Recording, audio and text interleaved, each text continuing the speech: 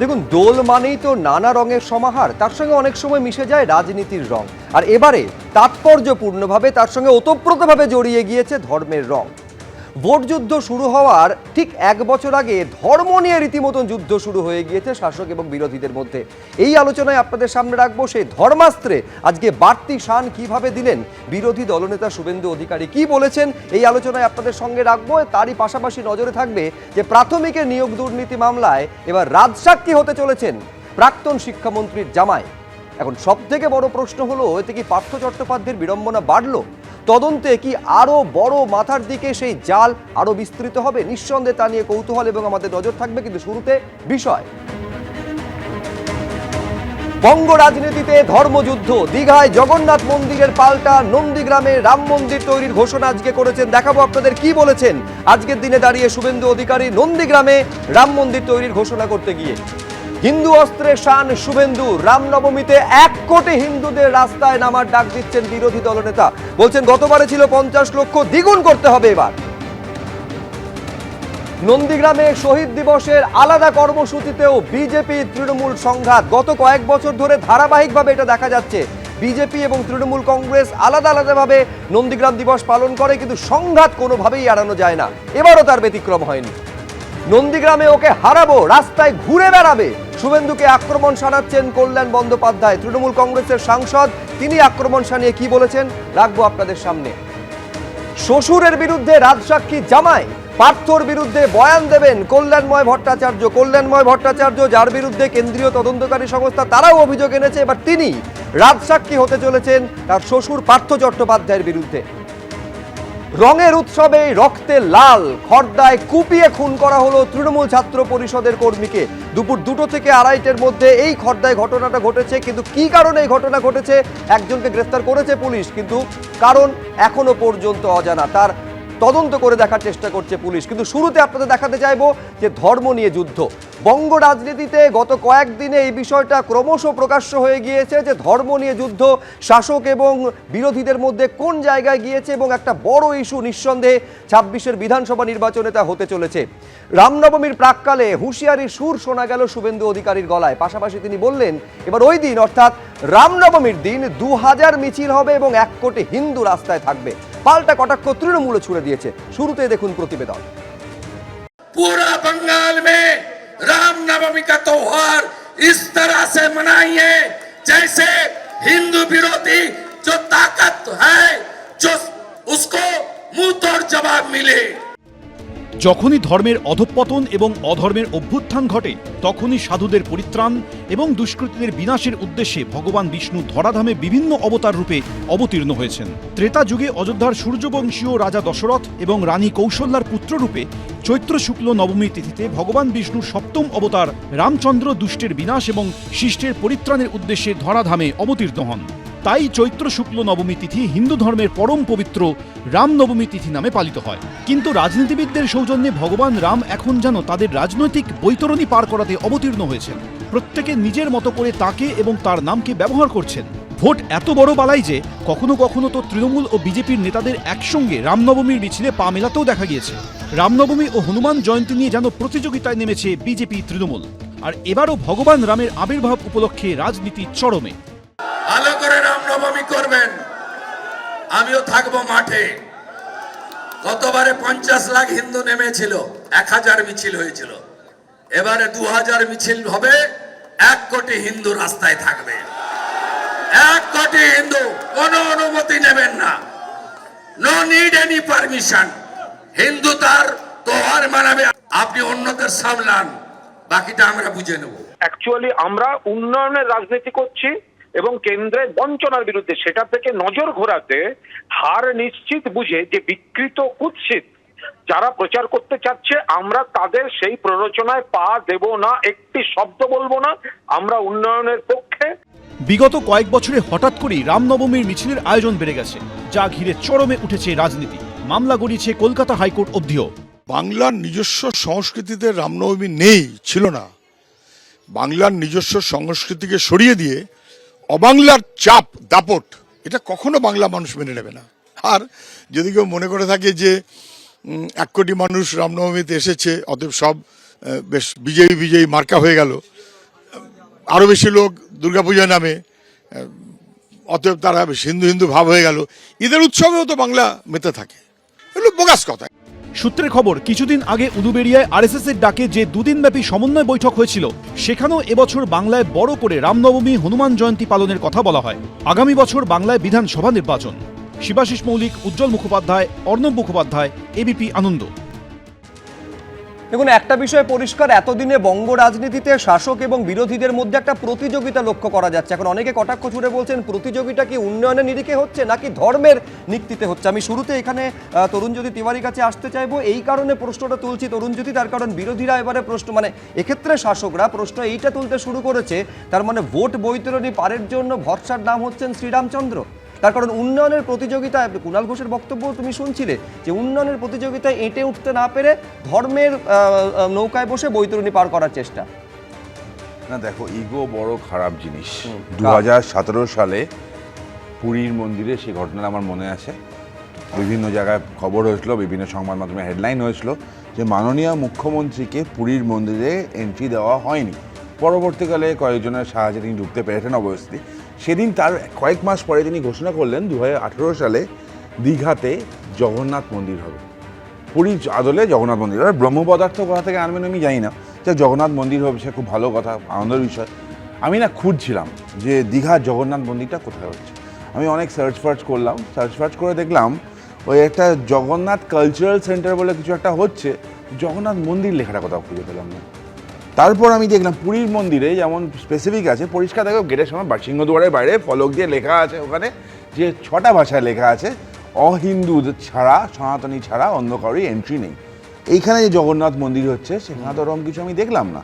তো জগন্নাথ তীর্থক্ষেত্র আর পুরীর জগন্নাথ মন্দির কি এক হয়ে গেল? ফার্স্ট কোশ্চেন থাকবে আমার। সেকেন্ড কোশ্চেন হচ্ছে, সরকারের কাজ নয় মন্দির মসজিদ বানানো। রাম মন্দির তৈরি হয়েছে, আমাদের টাকায়। আমরা মানুষের দরজায় গেছি, টাকা সংগ্রহ করেছি, ভিক্ষা সংগ্রহ করেছি। আমার বক্তব্যটা এখানে স্পষ্ট, সেটা হচ্ছে যেটা অভিযোগ তোলা হচ্ছে, পাল্টা কটাক্ষ তৃণমূলের তরফে ছুড়ে দেওয়া হচ্ছে যে এক তো হচ্ছে হিন্দু ভোট কনসলিডেট করার চেষ্টা বিজেপি করছে, কোথাও একটা শক্তি প্রদর্শনের কথা বলা হচ্ছে বলেই কি 1 কোটি হিন্দুকে রাস্তায় নামার ডাক আজকে শুভেন্দু অধিকারী দিচ্ছেন। বারবার হিন্দুদের আক্রমণ করা হবে, হিন্দুদের পুজো বন্ধ করা হবে, দুর্গা পুজোর জন্য প্রত্যেক বছর বারবার হাইকোর্টে আসতে হবে, সরস্বতী পুজো বন্ধ করতে হবে।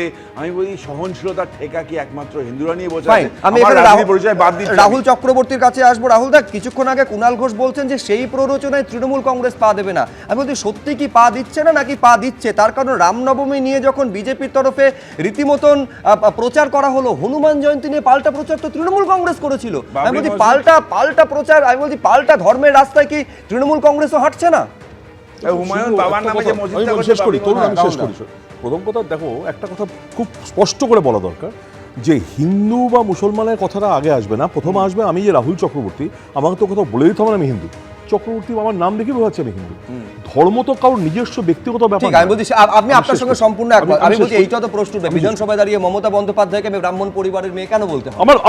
আমার প্রশ্ন তো এটাই, যদি বলেও থাকে তাতেও কোনো অন্যায় নেই। যদি না আজকে দাঁড়িয়ে বিজেপি যদি যে হিন্দুত্বের কথা বলে, হিন্দুত্বের কথা নিয়ে আমাদের আপত্তি নেই, কিন্তু যে হিন্দু রামকে তারা রাজনৈতিক হাতিয়ার করে, যে হিন্দুত্বকে তারা ধর্মের নামে আজকে রাজনৈতিক আখড়া বানায়, যেখানে দাঁড়িয়ে যে স্বামীজির কথা আমরা বলি বা যে স্বামীজির কথা বিজেপি বলে, যে স্বামীজিকে আমরা চিনি, সে স্বামীজি বলেছিল আমি এমন ভারতবর্ষ চাই যার দেহ ইসলামীয়, মস্তিষ্ক বৈদিক আর হৃদয় বৌদ্ধিক হবে। সেই স্বামীজি করে বিশ্বাস করে না।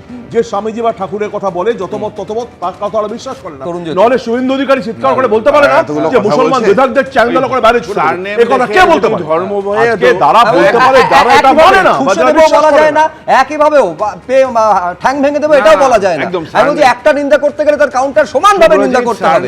দেখে যদি ধর্ম বোঝা যেত তাহলে সে এক বাংলাদেশি বিখ্যাত লোক, আমি নাম নিতে বাধ্য হয়েছি, পিনাকি ভট্টাচার্য, যার জন্য হিন্দু নরসংহার হচ্ছে, তাকেও হিন্দু বলা হতো।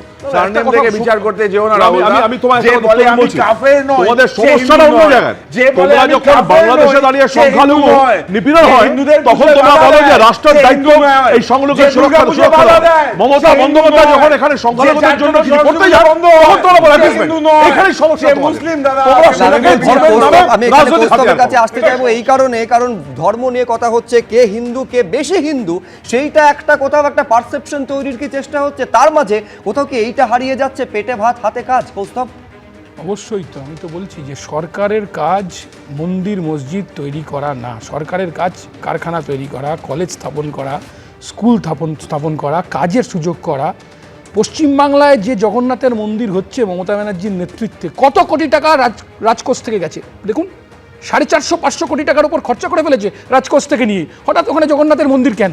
এই যে বাইনারি, এক দল বলবে রামনবমীটা ভালো করে করতে হবে, অমনি তৃণমূল কংগ্রেস নেমে গেল হনুমান জয়ন্তী করতে। আমরা তো সিপিআইএম বলতে পারি না, বামপন্থীরা বলতে পারি না কাল থেকে জাম্বুমান জয়ন্তী করো, কিন্তু প্রশ্ন হচ্ছে এটা হচ্ছে ন্যারেটিভ। এখন দেখুন তৃণমূলের সুবিধা করে দিচ্ছে, এই যে বলছে না 1 কোটি হিন্দুকে নামতে হবে রামনবমীতে। আরে উত্তর ভারতের বহু মানুষ একে অপরের সাথে দেখা হলে রাম রাম বলে, অসুবিধা আছে নাকি? আমার বেহালায় বহু মানুষ আছেন, কলকাতায় বহু মানুষ আছে একে অপরের সাথে দেখা হলে বলে হরে কৃষ্ণ, এর মধ্যে কোনো অপরাধ আছে নাকি? এক মানুষ যদি ধর্ম পালন করে তাতে কোনো অসুবিধা নেই, কিন্তু অন্য ধর্মের মানুষের ওপর আক্রমণ করার চেষ্টা এইটা মারাত্মক। এখন আমি বলছি তৃণমূলের সবচেয়ে বড় এজেন্ট কে? তৃণমূলের সবচেয়ে বড় এজেন্ট হচ্ছে শুভেন্দু অধিকারী। শুভেন্দু অধিকারী যত হিন্দু করছে তত তৃণমূলের পক্ষে মুসলিম ভোটটা চলে যাচ্ছে। আসলে ওটা কি বলো তুমি, বিধানসভা না ধর্মসভা? বাংলায় আমি বলছি বাংলায় একজন মুখ্যমন্ত্রী ছিল, তার নাম জ্যোতি বোস, বাংলায় একজন মুখ্যমন্ত্রী ছিল বুদ্ধদেব ভট্টাচার্য। তুমি কোনোদিন দেখোনি যে মাথায় ফেস টুপি পরে ঈদের মঞ্চে গিয়ে নামাজ পড়ছে বা ঈদের মঞ্চ থেকে বিজেপিকে গালাগাল উঠতে পারে? এই ধর্ম নিয়ে যে প্রতিযোগিতা, তার মধ্যে তোমরা নেই বলে আজকে তোমরা বিধানসভায় শূন্য হয়ে আছো, এই প্রশ্নটা তো অনেকে তুলতে পারে। যে দেখুন, রাম রাজ্য সকলে চায়, কিন্তু রাম রাজ্যের সঙ্গে কোথাও কিন্তু ধর্মীয় অনুষঙ্গ নেই। এই রাম রাজ্যের সঙ্গে জড়িয়ে রয়েছে সুশাসনের প্রশ্ন, এই রাম রাজ্যের সঙ্গে জড়িয়ে রয়েছে প্রজাদের ভালো থাকার প্রশ্ন। আমি বলছি তার মধ্যে ধর্মীয় অনুষঙ্গ কি জুড়ে দেওয়ার চেষ্টা হচ্ছে কোথাও রাজনীতির স্বার্থে? একবার খেয়াল করুন ধর্ম নিয়ে প্রতিযোগিতাটা শাসক এবং বিরোধীদের মধ্যে কিভাবে চলছে। যখন মুর্শিদাবাদে বাবরি মসজিদ তৈরির কথা ঘোষণা করলেন হুমায়ুন কবির, পাল্টা শাকারব সরকার, যিনি মুর্শিদাবাদে বিজেপির সাংগঠনিক জেলার যিনি সভাপতি, তিনি মুর্শিদাবাদে রাম মন্দির তৈরির কথা ঘোষণা করলেন। এই দীঘাতে যখন জগন্নাথ মন্দির তৈরি হয়ে গেল, মমতা বন্দ্যোপাধ্যায় ঘোষণা করে দিলেন উদ্বোধনের দিন, পাল্টা আবার আজকে রাম মন্দির তৈরির ঘোষণা করছেন সেই পূর্ব মেদিনীপুরের সোনাচূড়ায়। কি বললেন বিরোধী দলনেতা দেখুন। 6 এপ্রিল রামনবমীর দিন নন্দীগ্রামের দক্ষিণ প্রান্ত সোনাচূড়াতে 3.5 বিঘা জমিতে রাম মন্দিরের নির্মাণ শুরু হচ্ছে। তার মানে ধর্মের পালে হাওয়া দিয়েই 26 নির্বাচনে প্রতিদ্বন্দ্বিতায় নামতে চলেছে শাসক এবং বিরোধী। মহানন্দাদি, দেখো, বিবেকানন্দ একটা কথা বলেছিলেন যে আমরা শুধু সব ধর্মকে সহ্য করি না, সব ধর্মকে আমরা সত্য বলে মনে করি। কোনো ধর্ম প্রচারক অন্য ধর্মকে ঘৃণা করতে শেখায় না, কিন্তু যদি ধর্মের ভেদাভেদ তৈরি হয় তাতে বাড়ে শুধু হিংসা, হত্যা, নৃশংসতা। এবং একটা কথা বলবো, ইতিহাস দেখলে আমরা দেখবো যে ইউরোপে 16, 17, 18 সেঞ্চুরিতে 30 বছর ধরে ধর্মযুদ্ধ হয়।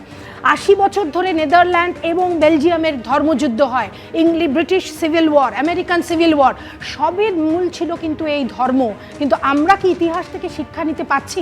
এই 21st সেঞ্চুরিতে দাঁড়িয়ে আমাদের রাজনীতির মূল বক্তব্য হয়ে যাচ্ছে ধর্ম, মূল মানে লড়াইয়ের কেন্দ্রবিন্দু হয়ে যাচ্ছে ধর্ম।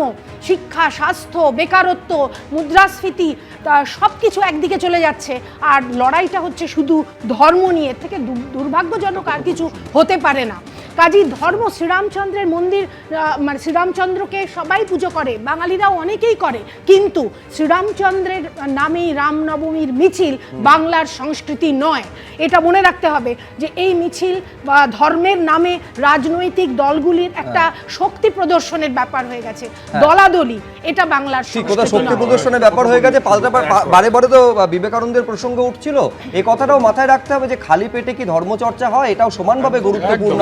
পেটে খাবারের প্রশ্ন, হাতে কাজের প্রশ্ন, শিক্ষার প্রশ্ন, এইটা কি কোথাও একেবারে পেছনের সারিতে চলে যাচ্ছে? আচ্ছা, শিক্ষার প্রশ্ন যখন এলো, একটা ছোট্ট বিরতি নেব, বিরতির পর সেই শিক্ষা দুর্নীতিতে কিভাবে শ্বশুরের বিরুদ্ধে জামাই আদালতে অবতীর্ণ হচ্ছেন দেখাবো। ফিরছি দ্রুত।